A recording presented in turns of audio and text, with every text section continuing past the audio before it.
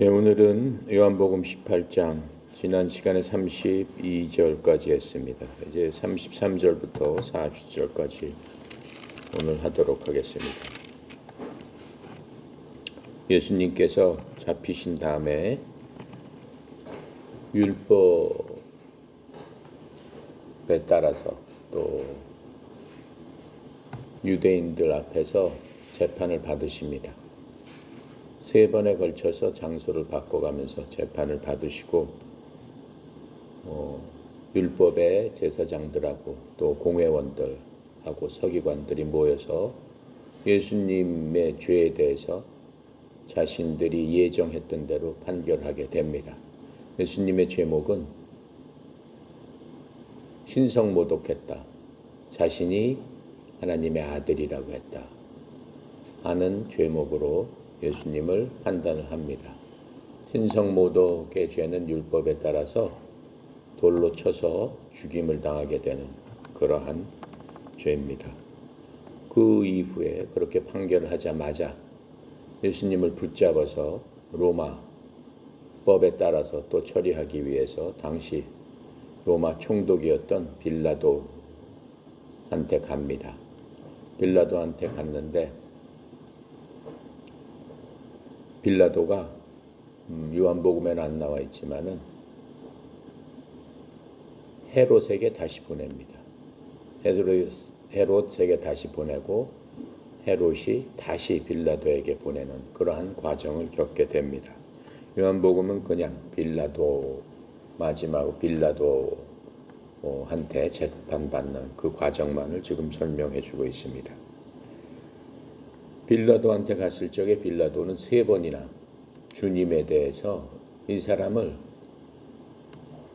내가 판결할 수 없다, 이 사람 얘기를 들어보고 한 행적을 보니까는 어떠한 죄목으로도 이 사람을 판단할 수 없다, 그냥 꾸짖고 이 사람을 풀어주는 것이 로마법에도 마땅하다라고 강조를 합니다. 그럼에도 불구하고 당시 6월절이었기 때문에 전국에서 많은 사람들이 모여서 성전에서 주님께 예배를 드리고 주님께 나가는 그러한 기간입니다. 6월절은 7일 동안 예배가 드려지면서 주님 앞에 나가서 경배하는 이스라엘 사람들한테는 가장 큰 그러한 명절입니다. 이제 그런 것들을 기화로 해서 그런 사회적인 분위기로서 제사장들이나 이스라엘의 율법을 행하는 사람들한테는 예수님이 그동안 3년 동안 이스라엘 사람들한테 올바른 것을 가르치고 참 율법을 가르쳐 주셨어요. 율법 자체는 굉장히 선하고 좋은 겁니다. 그런데 이스라엘 그동안 이 율법학자들 또 하나님의 말씀을 맡아서 백성들한테 율법에 따라서 주님께 예배드리는 것을 주관하고 있는 이 제사장들이 율법을 왜곡시켜서 자신들의 편리에 따라서 백성들을 종처럼 부리는 도구로서 사용했습니다. 예수님께서 이 땅에 오셔서 바로 그 율법은 예수님, 하나님이 주신 건데 그것을 보시고 바로 잡았습니다. 3년 동안 율법은 무엇이고 율법은 어떻게 행해야 되고 율법에 관한 일들에 대해서 성전과 회당에서 많은 백성들한테 참 율법의 진리를 알려주었습니다. 그렇게 하다 보니까는 그동안 율법을 통해서 자기네들의 이익권을 취했던 사회 지도층들, 제사장이나 서기관들이나 율법 박사나 이런 모든 사람들이 백성의 지도자들이었는데 이 사람들한테는 예수님의 말씀이 눈의 가시였습니다. 물론 이 사람들도 예수님의 말씀을 들었죠. 본인들은 알고 있습니다. 예수님 말씀이 진리고 예수님 말씀이 올바른 하나님의 말씀이다라고 하는 것은 알고 있었지만은 자신들이 누리던 그렇게 하다 보면은 모든 특권이 없어지기 때문에 예수님을 어떻게든 죽여가지고 백성들로 하여금 예수님의 말씀, 참 진리의 말씀을 못 듣게 하는 그런 것들이 이 사람들의 목표였습니다. 말하자면 이 사람들은 마귀의 앞잡이였습니다. 하나님의 말씀을 정확한 진리의 말씀을 듣지 못하도록 눈과 귀를 막는 그러한 역할을 하는데, 드디어 예수님께서 공생의 3년 반 동안을 지나시는 동안 이제 기회가 왔다고 생각을 한 겁니다. 그래서 예수님을 자기의 율법대로 판단해서 자기 스스로 율법으로 사형에 해당하는 죄를 졌다라고 하면서 빌라도를 억압하기 시작한 겁니다. 그래서 로마법에 따라서 이 사람도 죽여야 됩니다라고 하는 그러한 일들을 자행하기 시작합니다. 빌라도는 얘기를 합니다. 3번이나 이 사람들한테 나가서 이 사람 예수를 죽일 만한 그러한 일들을 한 것은 나는 보지 못했다. 정 죽이고 싶으면 너희들이 데리고 가서 니네 법대로 처리해라. 내가 상관하지 않겠다라고까지 얘기해 줍니다. 그런데 31절에 뭐라고 합니까? 유대인들이 우리에게는 사람을 죽이는 권한이 없나이다. 이렇게 얘기하죠. 그거 맞지 않는 얘기입니다. 일단은 빌라도가 총독으로서 허락을 했기 때문에 당연히 죽을 수 있는 거고, 일정 부분에 있어서는 종교법에 대해서는 일정 부분에 대해서는 로마가 그 당시에 자치권을 줬기 때문에 자기네 스스로 일정 부분에 있어서는 권리를 행사할 수 있도록 로마가 허락을 했음에도 불구하고 이 사람들이 어긋장을 놓기 시작합니다. 여러 가지 이유가 있었겠죠. 첫 번째로는 그들의 마음이 그렇게 변한 것은 하나님께서 그들의 마음을 그렇게 강팍하게 돌리셨다라고 하는 겁니다. 왜 그랬을까요? 그냥 이 사람들에 의해서 예수님께서 돌에 맞아 죽게 되면은 성경의 기록대로 이루어지지 않기 때문에, 성경의 기록에는 반드시 메시아가 이 땅에 오셔서 그분이 십자가에서 들려야 하리라, 즉 하늘에 들려서 죽어야 하리라 라고 하는 그러한 성경 기록을 이루어야 되기 때문에 이 사람들 마음속에 이렇게 강팍한 마음이 들어가게 된 것입니다. 또 하나는 그 사람들이 자기네 스스로 죽였다라고 하면은 두고두고 자기네들을 원망할 수도 있기 때문에 로마법에 의해서 죽임을 당하게끔 하려고 한 그런 것들을 우리가 볼 수 있습니다. 32절에 보니까는 이제 그 말씀을 정확하게 하고 있는 거죠. 예수님께서 자기가 어떠한 죽음으로 죽을 것을 가리켜 하신 말씀을 응하게 하려 함이라.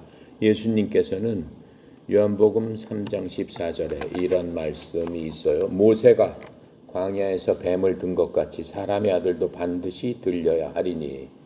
예수님께서 제자들한테 얘기해 준 겁니다. 사람의 아들도 반드시 들려야 하리라. 무슨 얘기예요? 사람의 아들도 십자가에서 들려서 죽어야 될 것이다 라고 이미 말씀을 해 주셨습니다. 또 요한복음 8장 28절에도 같은 말씀을 하십니다.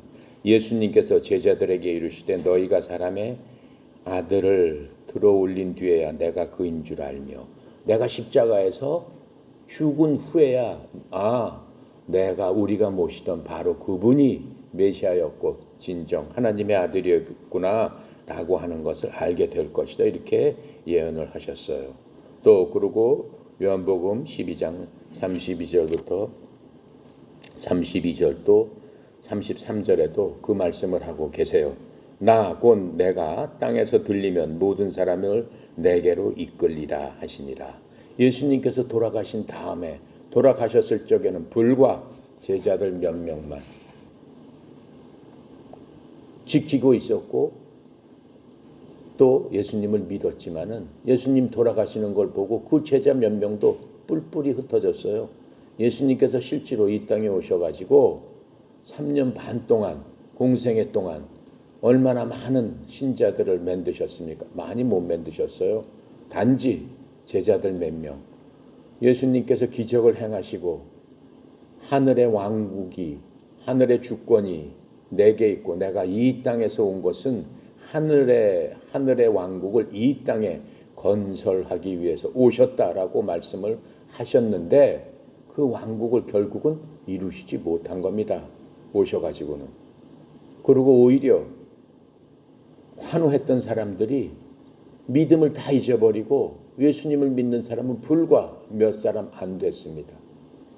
그런데 주님께서는 그걸 다 아시고 미리 그렇게 말씀하셨잖아요. 내가 땅에서 들리면 모든 사람을 내게로 이끌리라. 예수님이 돌아가신 다음에 하나님의 능력이 나타나도록 이렇게 애당초 그렇게 돼 있기 때문에 예수님이 이 땅에 살아 계실 적에는 불과 제자들 몇 명밖에는 예수님을 따르는 사람이 믿음의 사람들이 없었다라고 하는 겁니다. 그리고 예수님께서 33절에 보면은 12장 33절에 예수님께서 이것을 말씀하사 자신이 어떤 죽음으로 죽을지 표적으로 보여주시니, 이미 제자들한테 표적으로 보여주셨기 때문에 예수님이 말씀하신 대로 예수님이 죽어야지만 되는 거죠. 돌에 맞아 죽게 되면 그 말씀하신 거하고 어긋나게 되는 거죠. 그래서 예수님은 율법의 저주를 받으시고 우리를 위한 저주가 되시고 이를 위하여 나무에 달리셨다. 그게 결론입니다. 그래서 갈라디아서 3장 13절에는 이렇게 말씀하고 계세요. 그리스도께서 우리를 위해 저주가 되사 율법의 저주에서 우리를 구속하셨으니 기록된 바 나무에 달리는 모든 자는 저주를 받았느니라 하시니라. 또 신명기 21장 22절부터 23절에는 이렇게 설명을 하고 있습니다. 사람이 만일 죽음에 해당하는 죄를 지어 그를 죽여야 하므로 내가 그를 죽여 나무에 위에 달거든 그의 몸을 밤새도록 나무에 두지 말고 반드시 그날에 그를 묻어서 주 내 하나님께서 내게 상속 재산으로 주시는 내 땅을 더럽히지 말지어다. 나무에 달린 자는 하나님께 저주받은 자니라. 이렇게 말씀하고 계시는 겁니다. 그러니까 예수님께서는 나는 반드시 나무에 달려서 죽어야 된다. 즉 내가 하나님께 저주를 받은 자가 돼야 된다. 이렇게 말씀하시는 겁니다. 돌로 맞아 죽으면은 그 하나님의 뜻이 이루어지지 않기 때문에 나는 반드시 십자가에서 매달려 죽어야 된다. 그래야만 하나님의 뜻을 내가 성취할 수 있다. 주님께서는 지금 뭐예요? 이 땅에 하나님으로 오시고 죄하고는 상관도 없으신 분인데 그 없으신 분이 뭐가 되겠다는 거예요? 죄가 되겠다라고 하는 거예요. 그건 뭐하고 똑같은 거예요? 사람들이 양을 잡아서 양한테 자기 죄를 뒤집어 씌우고 양의 목을 따서 피를 다 흘리게 하고 양을 갖다가 가죽을 벗겨서 양을 토막내서 양을 불 속에다 태워버리는 그 일과 똑같이 예수님께서는 죄 없는 양인데 그 죄를 사람의 죄를 다 짊어지고 양처럼 죽겠다라고 지금 말씀하시는 겁니다.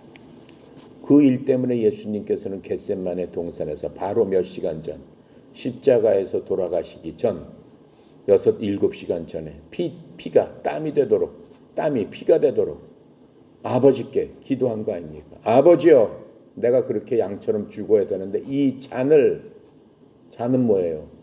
죄덩어리가 되는 거죠. 이 잔을 내가 피할 수 있거든 좀 피하게 해주시면 안 되겠습니까? 어떻게 기도했어요? 3번을 기도했어요. 하나님이신데 그렇게 양처럼 찢어져서 온 피를 다 흘리고 몸이 그냥 산산이 찢기는 그 고통을 예수님은 느끼고 알고 계셨다라고 하는 거죠. 근데 하나님께서 응답을 하세요? 못 들은 채 하세요. 3번이나 부르짖음에도 불구하고 못 들은 채 하시면서 너는 그냥 죄덩어리가 되라. 그냥 희생양이 돼서 나무에 매달려야 되겠다. 누구를 위해서? 하나님 앞에, 그 예수님 앞에 죄를 던지는 사람들을 위해서, 죄를 전가시키는 사람, 내 죄를 예수님께 내 죄를 받아주세요 라고 예수님 앞에 맡기는 그 사람들을 위해서 네가 그렇게 되라라고 아버지께서는 전혀 들은 채도 안 하십니다. 그러니까 예수님께서 뭐래요? 주여, 내 뜻대로 하지 마시고 아버지 뜻대로 어떻게 하시옵소서. 그렇게 얘기를 하는 겁니다. 아버지의 뜻은 어떤 거예요? 자기 아들을 그렇게 내주는 거예요. 마음이 어떻겠어요? 마음이 어떻겠어요? 아버지 마음이 어떻겠냐? 아버지 마음은 그 예수님의 마음보다 더 피눈물이 나지 않겠어요? 자기 아들인데. 그렇죠? 여러분도 아들 있는 사람 있죠? 자기 아들을 그렇게 내놓을 수가 있겠어? 다른 사람들을 위해서 자기 아들을 그냥 심장을 찌르고 피를 흘려가지고 죽게끔 할 수 있겠느냐라고 하는 거예요. 그게 아버지의 마음이에요. 그 아버지의 마음이 어떻다는 거예요? 죄인들을 그만큼 사랑한다라고 하는 거예요. 그게 하나님 아버지의 마음이다라고 하는 거예요. 하나님 아버지께서 아들을 믿지 않는 사람을 용서하지 않고 불구덩이에 던져버리는 이유가 거기 있다라고 하는 거예요. 내가 내 아들을 그렇게 쇳덩어리가 돼가지고 나무에 매달아 놨는데 내 마음을 모르고 네가 끝까지 나를 배신하고 너희들이 끝까지 내 사랑을 받아들지 않아? 그래, 그럼 너희 갈 대로 가라 라고 하시는 거예요. 자, 그래서 우리가 끝까지 우리 가족들, 우리 주위에 있는 사람들, 우리 친구들한테 예수님 믿어야 됩니다 라고 하는 이유가 거기에 있는 거예요. 하나님의 마음을 우리가 조금이라도 1/1000,000이라도 안다면은 우리 옆 사람들한테 입을 열어서 하나님을 믿어야 됩니다 라고 안 할 수가 없다라고 하는 겁니다. 자, 그렇게 해서 이제 33절에 보겠습니다. 빌라도가 다시 관정에 들어가 예수를 불러 이르되 내가 유대인의 왕이냐 이제 이렇게 물어보는 거죠. 관정에 들어가 이제 법정 안으로 들어갔어요. 빌라도가. 아까는 그 전까지는 그 법정 밖에 문 밖에서 누구하고 얘기한 거예요?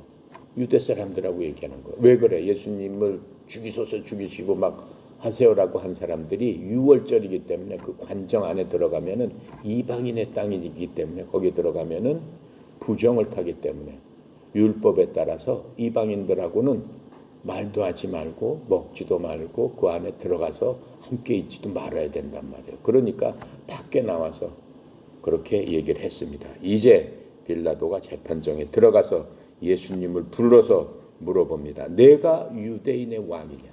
이렇게 물어봅니다. 내가 유대인의 왕이냐? 이 말씀은 사복음서에 다 기록되어 있어요. 마태, 마가, 누가, 요한 중에서 어떤 부분은 서로 기록되지 않은 것들이 있어요. 그런데 이 부분은 전부 다 기록되어 있어요. 사복음서에 다 기록된 내용은 그만큼 중요하다라고 하는 겁니다. 메시아에 대한 그 기대, 메시아의 기대는 유월절에 모든 사람들한테 특별히 고조됐죠.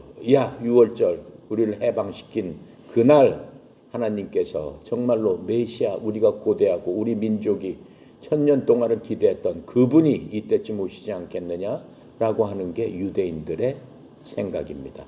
아직도 이스라엘 사람들은 메시아를 고대하고 있습니다. 그래서 유대 권리를 주장하는 사람들이 그때 모든 사람들이 모이니까는 폭동을 일으키거나 그렇죠? 군중을 선동해가지고 로마 그 당시에 대항할 수 있는 좋은 찬스입니다. 빌라도가 예수님께 당신이 왕입니까? 이렇게 물지요. 유대인의 왕이냐? 당신이 유대인의 왕이냐? 이렇게 물었을 때 어때요? 그냥 그렇게 물었다고 치더라도 빌라도가 자신의 위치가 불안해서 그렇게 물었겠습니까? 아니죠. 그냥 사람들이 그렇게 하는데 내가 유대인의 왕이냐 이렇게 물어본 겁니다. 34절에 예수님께서 대답하시되 이는 내가 스스로 하는 말이냐 다른 사람이 나에 대해서 내게 한 말이냐 이렇게 다시 물어보세요. 빌라도는 예수님의 질문에 대해서 깊게 생각하지 않았어요. 그냥 자기가 들리는 소문에 따라서 그냥 건성으로 물어본 겁니다. 빌라도의 대답은 지금 여기 없지만 마태복음 27장 11절에 보면은 예수님께서 총독 앞에 서시니 총독이 그분께 물어 이르되 내가 유대인들의 왕이냐 하매 예수님께서 그에게 이르시되 내가 말하는 도다. 이렇게 마태복음에서는 얘기를 하고 있습니다. 예수님께서 이제 덧붙여서 말씀하신 게 뭐예요? 내가 스스로 이것을 말하느냐? 아니면 다른 사람들이 나에 대해서 내가 그것을 말하였느냐? 다른 사람들이 나에 대해서 얘기한 것을 듣고 그냥 지금 나한테 물어보는 것이냐? 이렇게 물어보십니다. 예수님께서 하신 이 질문은 무슨 뜻일까요? 내 마음속에 빌라도한테 오히려 물어보시는 거예요. 내 마음속에 지금 무슨 종류의 왕을 생각하면서 내가 유대 왕이냐라고 생각하느냐라고 물어보시는 거예요. 나를 로마의 왕이 될 거라고 생각하냐? 아니면 유대인의 왕으로서 정치적으로서 내가 왕이 될 거라고 생각을 하느냐?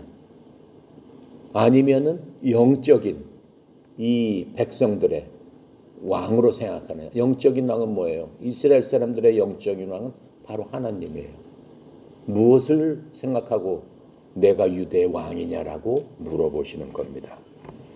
예수님께서 빌라도에게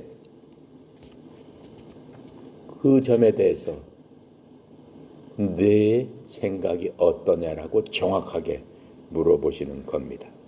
거기에 대해서 빌라도는 대답을 안 합니다. 결국 이 재판에서 재판받는 사람은 예수님이 아니라 바로 빌라도입니다.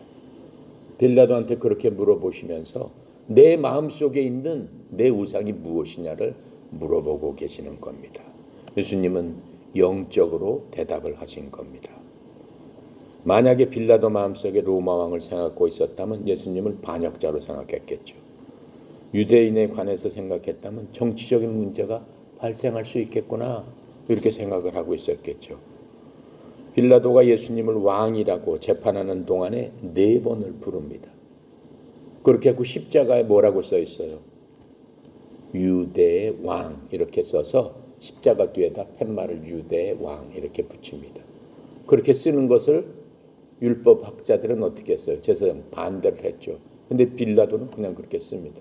빌라도의 마음을 알 수 있어요. 아, 이 사람은 영적인 왕이구나 이렇게 생각했다라고 하는 겁니다.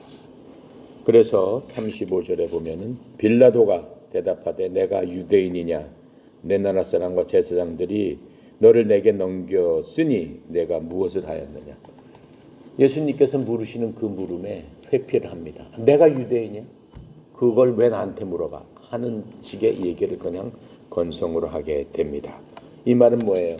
업신여기면서 빈정거리면서 하는 그런 얘기에 불과한 거죠. 예수님은 빌라도가 체포한 것이 아니고 누가 체포했어요? 유대 지도자가 체포해가지고 빌라도한테 데리고 간 겁니다. 그래서 빌라도가 물어보는 거예요. 실제로는 만약에 빌라도가 예수님을 체포했다면은 체포한 이유가 있기 때문에 이런 말은 물을 필요가 없죠. 그런데 빌라도가 내가 무엇을 하였느냐라고 물어보는 거예요. 다른 사람이 체포해서 자기도 모르는 죄목으로 빌라도가 모르는 죄목으로 법정으로 끌고 왔기 때문에 예수님의 한 일에 대해서 빌라도가 물어봅니다. 36절에 예수님께서 대답하시되 내 나라는 이 세상에 속한 것이 아니니라. 만일 내 나라가 이 세상에 속한 것이었더라면은 내 종들이 싸워 나로 유대인들에게 넘겨지지 않게 하였으리라. 그렇게 말씀하시면서 이제 내 나라는 여기에 속한 것이 아니니라. 여기가 어디예요? 이 땅에 속한 것이 아니다라고 말씀하시는 거예요. 지금 이 말씀은 뭐예요? 유대 사람들이 여태까지 예수님을 다니면서 어떻게 했어요? 우리 왕이셔라고 노래하면서 왕으로 추대하려고 했죠. 근데 예수님께서 생각하시는 지금 이 나라에 왕국을 세우는 것과 이 백성들이 예수님을 왕으로 추대한 것과는 완전히 핀트가 틀리다라고 하는 겁니다. 지금 그건 뭐예요? 우리가 현대 교회에서 살면서 현대 교회에서 있으면서 많은 교회에서 무슨 얘기를 하고 있어요? 교회 와라. 헌금 10,000원 하면 하나님께서 복을 주셔서 30배, 60배, 100배로 주실 것이다. 이렇게 얘기하잖아요. 그렇죠? 교회에 오면 네 고통과 근심과 걱정이 다 없어질 것이다. 하나님께서 너를 끝까지 보호해 주실 것이다. 라고 하면서 그 구절들이 있어요. 내가 너를 떠나지도 버리지도 않고 물에 있든 불에 있든 너를 지키리라. 너를 끝까지 건주. 이런 말씀하잖아요. 그거 다 뽑아다 그렇게 얘기합니다. 그런데 우리가 요한복음을 보면서 아버지 하나님의 마음을 알 수 있습니다. 아버지 하나님께서 우리에게 원하시는 진정한 아버지의 마음을 알 수 있습니다. 아버지께서 그렇게 말씀을 하세요? 아니잖아요. 한 번도 예수님께서 나를 믿으면 이 땅에서 너를 잘 살게 해주겠다 라고 한 게 없어요. 나를 믿으면 어떻다라고 했어요? 고난이 닥친다라고 말씀하셨어요. 그렇죠? 예수님 믿으면 고난이 닥칩니다. 고난이 닥치죠. 고난이 안 닥치겠어요? 고난이 닥치지. 그게 예수님 믿는 제자들의 삶이에요. 인생은 살 적에 누구나 고난 가운데 살고 있어요. 나이가 들면은 어때요? 육신이 시들게 돼 있어요. 여러분 10대 때, 20대 때, 30대, 40대 때 가면서 육신이 시들게 됐어요. 육신이 시들면 어떻게 되는 거예요? 고난이 있고 걱정이 있고 문제가 생기고 일이 발생하는 거예요. 그게 인생이에요. 하나님 믿으면 그런 거 없어져? 아니에요. 그게 삶이에요. 그게 인생이에요. 하나님께서는 나를 믿으면은 고난이 있다라고 분명히 말씀해 주셨어요. 그런데 뭐라고 말씀하시는 거예요? 지금 말씀하시는 그 하나님께서 우리에게 말씀하시는 게 뭐예요? 고난이 여러 가지가 있지만 사단의 대적으로 인한 고난이 있습니다. 지금 예수님께서 겪고 있는 고난 중에 하나도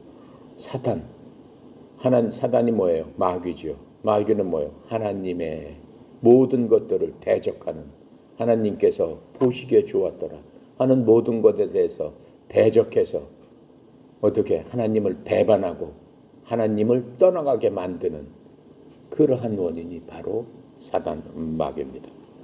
이 사단 대적으로 인한 그 고난이 있습니다. 우리를 멸망시키려고 하는 그러한 겁니다. 우리가 멸망은 뭡니까? 하나님으로부터 멀어지는 게 우리는 멸망된 길로 가는 겁니다. 그리고 또 하나님을 믿는 사람들한테 고난은 뭐예요? 하나님을 불순종함으로 말미암아 따르는 고난이 있습니다. 불순종으로 따르는 고난, 내가 불순종했을 적에 내가 고난을 받았다. 그거는 기뻐할 일이다라고 얘기했어요. 왜 그래요? 하나님께서 내가 하나님 앞에 불순종했을 적에 나에게 매를 들 정도로 하나님께서 나를 생각하고 계시는구나. 나를 사랑하시는구나. 바로 그게 하나님의 사랑을 고난을 통해서 우리에게 주시니까는 얼마나 기쁜 일입니까? 만약에 우리가 잊혀진 하나님의 사람들이라면은 우리가 무슨 일을 하든 하나님께서 무슨 상관을 하시겠습니까? 자신의 아들이 아니고 자신이 사랑하는 자가 아니라면은 왜 간섭을 하시겠습니까? 여러분은 안 그렇습니까? 내가 알지도 못하는 사람이 무슨 불법적인 일을 하든 무슨 나쁜 일을 하든 무슨 관심이 있겠어요? 내버려 두는 거죠. 하나님의 마음도 마찬가지다라고 하는 겁니다. 그래서 이 고난은, 하나님을 믿는 사람의 고난은 기뻐해라라고 했습니다. 고난 중에 기뻐해라. 왜 그래요? 우리를 성장시키고 하나님 앞에 점점 더 가까이 가게 함으로 말미암아 우리 속에 한없는 하나님의 사랑, 하나님의 평안을 주기 때문에 고난은 우리에게 유익이다라고 말씀하고 있는 겁니다. 구원의 진짜 비결은 뭐예요? 상황 변화가 아니고 우리 마음속에 있는 믿음에 있다라고 하는 겁니다. 지금 베드로가 그렇지 않습니까? 상황은 변하지 않았습니다. 상황은 똑같고 더 나빠졌습니다. 하지만 예수님의 제자들이 그 마음속에 상황은 더 나빠졌더라도 자기의 속사람이 변화됐을 적에 하나님의 놀라운 능력이 그 사람들을 통해서 드러나게 되는 거고, 그 상황이 베드로나 나머지 제자들을 이 땅에서 큰 복을 주었습니까? 큰 복을 준 사람이 없어요. 성경에 보면은 하나님의 위대한 사람들은 이 땅에서 잘 먹고 잘 살았더라. 하나님 믿으니까 하나님께서 영원 무궁토록 복을 주셨더라 라고 하는 사람이 어디 있습니까? 한 사람도 없습니다. 고난 가운데 다 죽었죠. 하지만 그 사람들한테는 뭐예요? 이 땅에서 떵떵거리면서 살던 모든 사람보다 큰 은혜와 수천 년을 걸쳐서 그 사람들을 통해서 많은 사람들에게 본보기가 되어준 놀라운 하나님의 사랑에 그러한 용사들로서 우리가 그 사람들을 보면서 용기를 내고 힘을 얻는 근원이 되는 그러한 일들을 했다라고 하는 것을 우리가 볼 수 있습니다.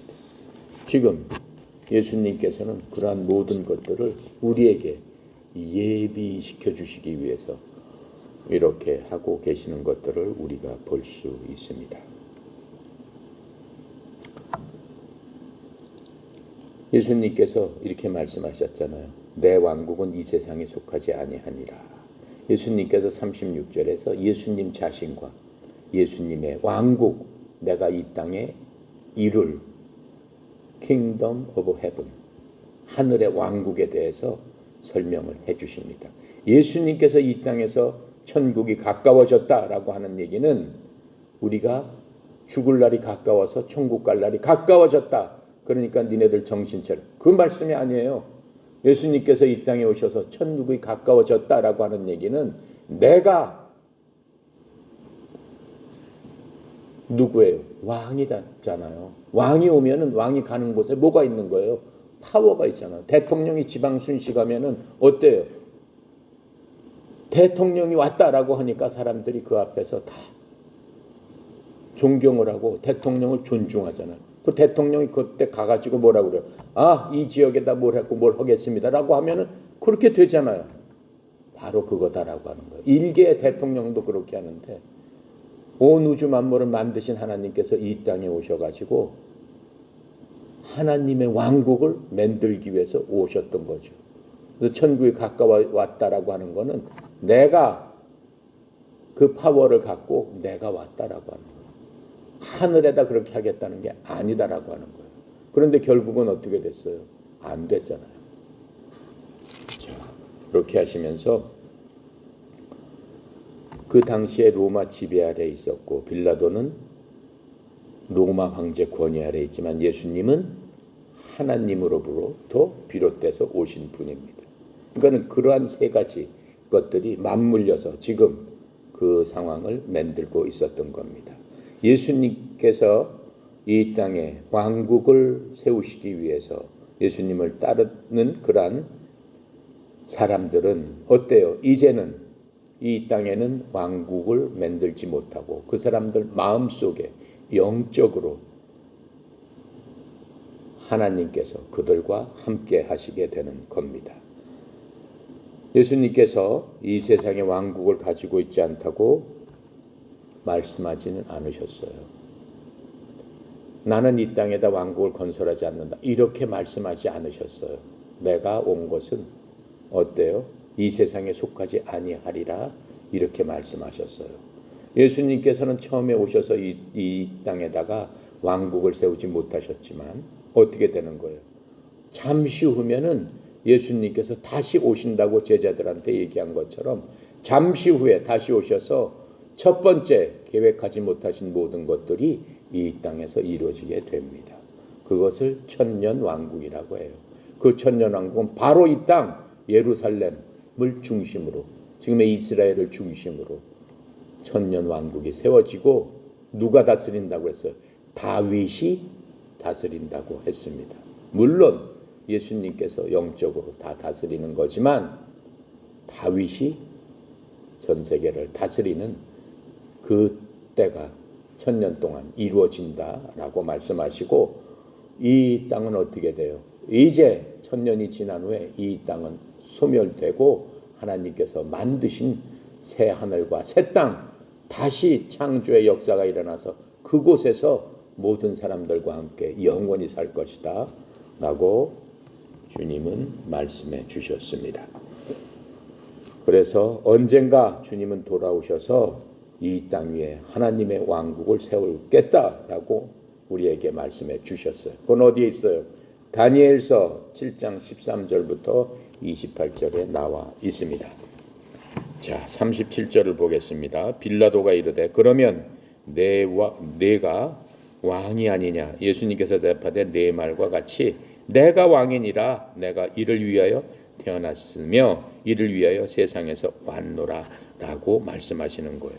곧 뭘 위해서 왔어요? 진리에 대해서 증언함이로다. 무릇 진리에 속한 자는 다 내 음성을 듣느니라. 이렇게 말씀하셨어요. 자, 예수님께서 자신이 누구며 무슨 종류의 왕국이 그분께 속한 것인가를 말씀해 주십니다. 예수님께서 내가 이런 목적으로 태어났으며 라고 말씀하셨어요. 태어났다는 건 뭐예요? 이 땅에 사람의 아들로서 태어났죠. 인자로서 이 땅에 오셨어요. 그렇죠? 마리아가 육신의 어머니였어요. 요셉은 아버지였어요. 마리아를 통해서, 그렇죠? 동정녀 마리아를 통해서 처녀가 잉태를 했어요. 성령으로 잉태되어서 인간의 모습으로 이 땅에 태어나셨다라고 하는 거예요. 즉 인성을 나는 사람이다라고 하시는 거예요. 내가 이런 목적으로 태어났으며 라고 하는 얘기는 나는 사람이다라고 얘기를 하는 거예요. 그런데 뭐라고 해요? 이런 까닭으로 어디서 와? 세상으로 왔다라고 말씀하고 계세요. 태어났는데 그 태어난 게 그냥 자연적으로 남녀가 결혼을 해서 거기서 태어나는 것이 아니고 내가 왔다라고 말씀하고 계시는 겁니다. 왔다라는 건 뭐예요?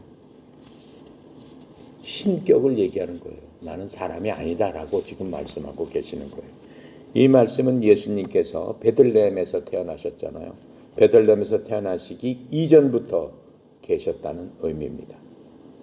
내가 왔다는 것은. 그렇죠? 그 전부터 있는데 뭐가 있었으니까 오게 되는 거죠. 그 전부터 있었던 나다라고 지금 말씀하고 계시는 겁니다. 예수님께서 빌라도에게 자신의 존재뿐만 아니라 사역에 대해서도 말씀하시는데 무슨 사역을 하러 왔다고 그러겠어요? 나는 진리에 대해서 증언하러 왔노라. 하나님의 말씀의 진리를 선포하실 적에 어떻게 되는 거예요? 부르심이 있는 거예요. 그 부르심에 대해서 들을 귀가 있는 자들이 응답하게 돼 있다라고 얘기하고 있어요. 요한복음 8장 47절에 뭐라고 말씀하시냐면은 하나님에게서 난 자는 하나님의 말씀을 듣나니 그러므로 너희가 그것을 듣지 아니함은 너희가 하나님에게서 나지 아니하였기 때문이라 하시니라. 하나님께서 누군가를 통해서, 그렇죠? 믿음은 들음에서 나고 들음은 그리스도의 말씀이니라 이렇게 얘기하고 있어요. 로마서에. 그 무엇인가를 통해서 여러분 귀에 들렸을 적에 그 들음을 통해서 하나님께 나오는 자가 있고 그렇지 못한 사람이 있다라고 성경은 말씀하고 계시는 겁니다. 그러면서 요한복음 10장 27절에 내 양은 내 음성을 들으며 나는 그들을 알고 그들은 나를 따르느니라 라고 하면서 요한복음 10장에 보면은 나는 선한 목자다라고 말씀을 해주셨어요. 그리고 내 음성을 듣는 자, 내 백성들, 그들은 내 양이다라고 말씀을 하고 계십니다. 38절에 그렇게 얘기했더니 빌라도가 묻습니다. 빌라도가 도대체 진리가 무엇이냐라고 예수님께 묻습니다.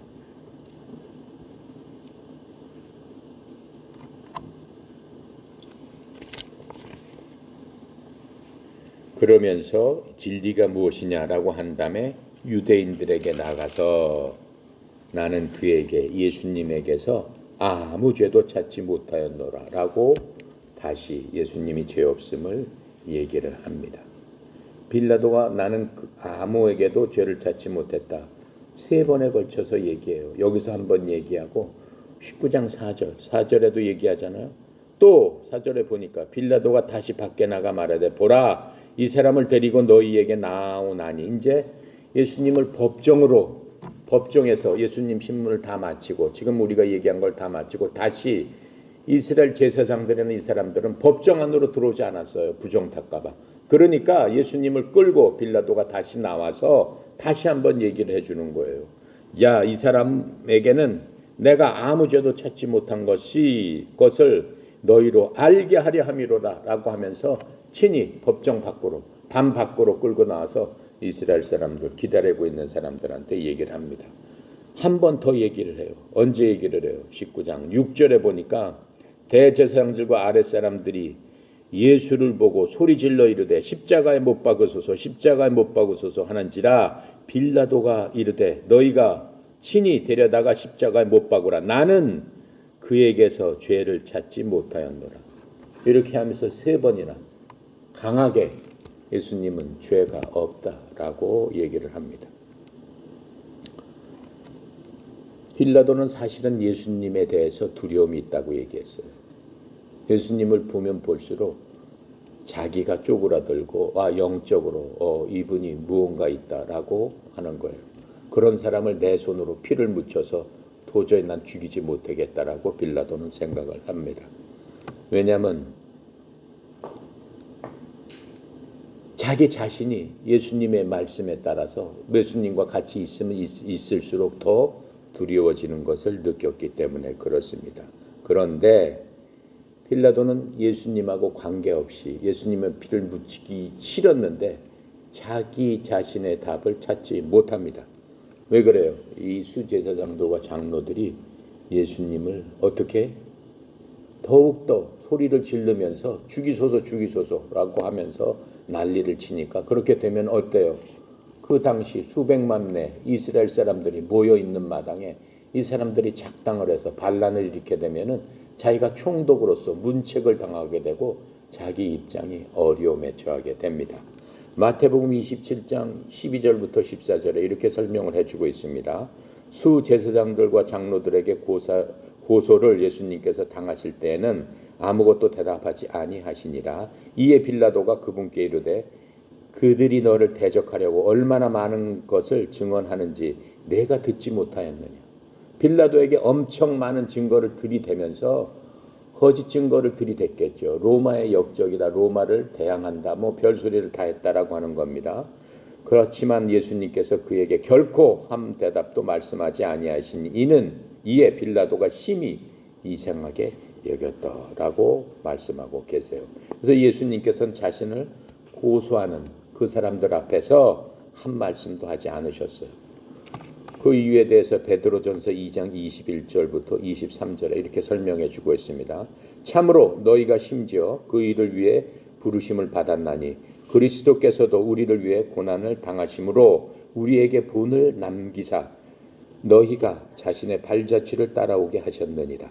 예수님께서 그렇게 안 하신 거는 고난을 당하기 위해서 그냥 그 모든 것들 엉터리, 허위 그 모든 것들을 그냥 받아들이셨다라고 하는 겁니다. 예수님께서는 죄를 짓지 아니하시고 입에 교활함도 없으시며 욕을 당하시되 맞대어 욕하지 아니하시고 고난을 당하시되 위협하지 아니하시며 오직 의롭게 판단하시는 분께 자기를 맡기셨다. 이미 예수님께서는 자기 스스로 판단을 받으신 거예요. 누구한테? 빌라도나 이 율법 박사한테, 이 제사장들한테 판단을 받으신 게 아니고 아버지 하나님의 판단에 자기는 이미 맡겼기 때문에 이 세상 사람들이 무슨 엉뚱한 소리를 하든 어떠한 말들을 하든 듣지 않으시고 대답할 가치가 없는 겁니다. 이미 예수님께서는 자신의 판결대로 아버지의 판단대로 그냥 그 시간이 돼서 하나님 때 십자가에 박혀지게 될 것이고 이 세상을 떠나게 될 것을 순종적으로 아버지만 바라보면서 아버지한테만 의지했기 때문에 이 세상 사람들과는 왈가왈부할 필요가 없었기 때문에 그렇습니다. 자, 39절에 6월절이면 내가 빌라도가 얘기하는 겁니다. 너희에게 한 사람을 놓아주는 전례가 있으니 그러면 너희는 내가 유대인의 왕을 너희에게 놓아주기를 원하느냐. 다시 한번 빌라도가 자기의 뜻을 관철하기 위해 자기의 뜻이 뭐예요? 이 사람을 살려야 되겠다라고 하는 거예요. 그러면서 이 사람을 그러면 놓아주겠다 이렇게 얘기를 해요. 빌라도는 내심 그렇게 될 것이다 라고 기대를 하면서 그 얘기를 합니다. 그랬더니 40절에 뭐라고 얘기해요? 그들이 누구예요? 이스라엘 사람들이에요. 예수님의 죽음을 목격하기 위해서 법정 앞에 모인 수제자상들, 그렇죠? 공회원들, 율법 박사들, 서기관들, 거기에 따르는 많은 사람들이 그 앞에서 모여 있는 겁니다. 소리 질러 이르되 이 사람이 아니라 예수가 아니라 바라바라 하는 바라바라 하는 자를 내주소서, 이렇게 얘기를 하고 있습니다. 바라바는 누구예요? 흉악한 강도입니다. 아주 흉악한 강도예요. 다른 복음서의 바라바에서 나오고 있습니다. 그는 살인자요, 흉악한 강도로서 유명한 자였더라. 영어로는 노토리우스 이렇게 나와요. 아주 악당 중에서 유명한 사람을 노토리우스 이렇게 얘기하죠. 유명한 사람은 페이머스라고 얘기하는데 이 사람은 아주 노토리우스한 사람이에요. 그 사람을 놓아달라고 지금 때를 쓰고 있는 것을 봅니다. 그런데 하나님의 말씀은 정말로 오묘한 겁니다. 바라바라는 그 말도 바라는 게 아람어로 아버지라는 뜻입니다. 아버지. 라바는 무슨 뜻이냐면은 바라는 뜻은 아버지가 아니고 아들이라는 뜻입니다. 라바는 아버지라는 뜻입니다. 예수님께서 베드로를 바요나 시모나 이렇게 불렀어요. 바요나 시모나라고 부른 거는 바가 아들이라는 뜻이기 때문에 바요나, 요나의 아들 시모나 이렇게 부르는 거예요. 노래도 있죠. 복음성가. 요나의 아들 시모나. 그게 바로 그 뜻을, 그 말을 해석한 거예요. 그 사람의 이름을 해석한 거예요. 바는 아들이라는 의미예요. 그리고 여기서 라바는 아버지라는 뜻이에요. 그러니까는 바라바를 해석하면 아버지의 아들 바라바를 놔주고 누구를 죽인 거예요? 예수님을 죽였다라고 하는 거예요. 바라바 대신 누가 죽은 거예요? 예수님께서 십자가에서 죽으신 거예요. 무슨 뜻이에요? 사람의 아들 대신에 하나님의 아들이 돌아가셨다라고 지금 성경이 얘기를 하고 있는 겁니다. 우리한테 영적으로 얘기를 해주고 있는 겁니다. 그렇죠? 요한일서 1장 7절에 보면은 예수님을 아버지의 아들 이렇게 칭하고 있어요. 요한일서 1장 7절에 그러나 그분께서 빛 가운데 계신 것 같이 만일 우리가 빛 가운데 걸으면 우리가 서로 교제하고 또 그분의 아들, 즉 하나님의 아들 예수 그리스도의 피가 모든 죄에서 우리를 깨끗하게 하느니라. 그러면서 예수님을 아버지의 아들로 칭하고 있어요. 요한일서에 보면 계속 예수님을 아버지의 아들이라고 얘기한단 말이에요.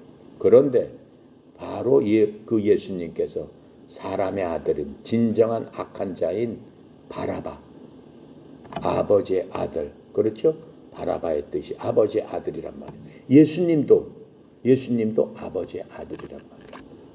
악한 사람의 아들을 위해서 하나님이신 하나님의 아들이 십자가에서 바라바 대신 돌아가시는 바로 그 광경을 성경은 이렇게 해석을 해주고 있는 겁니다. 예수님께서는 이 유명한, 이 포악한 죄수를 대신해서 돌아가신 겁니다. 바로 그 바라바 자리에 누가 있는 거예요? 우리가 있는 거예요. 바라바는 우리보다 더 악한 자예요? 아니에요. 우리도 바라바 못지않은 악한 자다라고 하는 거예요. 하나님께서 뭐라고 말씀하세요? 내가 칼을 들고 사람을 죽여야만 죽인 것이냐? 아니다라고 말씀하고 계세요. 내 마음속에 바라바보다 얼마나 많은 사람들을 내가 죽였느냐? 너는 살인자다라고 말씀하고 계시는 거예요. 꼭 손으로 쳐서 돌로 쳐서 죽여야 사람을 죽이는 건 그게 아니다라고 하는 거예요. 내가 저주하고 입을 벌려서 어떻게 해요?